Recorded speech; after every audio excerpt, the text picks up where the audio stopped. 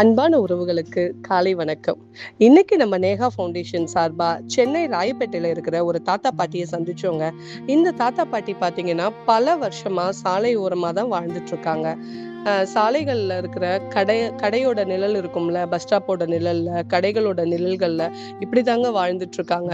So இவங்கள நம்மளோட அறக்கட்டளை சார்ந்த ஐயா பாலசுப்ரமணியம் அவர்கள் சந்திச்சு அவங்களுக்கு என்ன தேவை அப்படிங்களா அவங்களோட குறிப்பை தெரிஞ்சுக்கிட்டு அவங்க கிட்ட ஐயா உங்களுக்கு என்னையா வேணும் அப்படின்னு கேட்டபோது அவங்க பாத்தீங்கன்னா அவங்களோட அன்றாட தேவைக்கு அன்றாட வாழ்க்கையை அவங்க வாழறதுக்கு என்ன தேவையோ அந்த பொருட்கள் எல்லாம் நம்ம கிட்ட கேட்டிருந்தாங்க.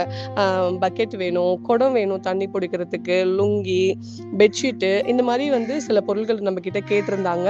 ஸோ அவங்களோட குறிப்பை அறிஞ்சு ஒருத்தவங்களுக்கு நம்ம உதவி செய்யணும் அப்படின்னா கூட அவங்களுக்கு தேவையானதை கொடுக்கறது மட்டும்தான் சரியான உதவியா இருக்கும் இல்லையா? ஸோ அதோட அடிப்படையில அவங்களோட குறிப்பை அறிந்து அவங்க கேட்ட எல்லா பொருட்களையுமே ஐயா திரு பாலசுப்ரமணியம் அவர்கள் வாங்கி கொடுத்தாங்க. வயசான காலத்துல உறவுகள் இல்லாம ஆதரவு இல்லாம இந்த மாதிரி தனியா இருக்கிறது ரொம்பவே கஷ்டமான விஷயம்.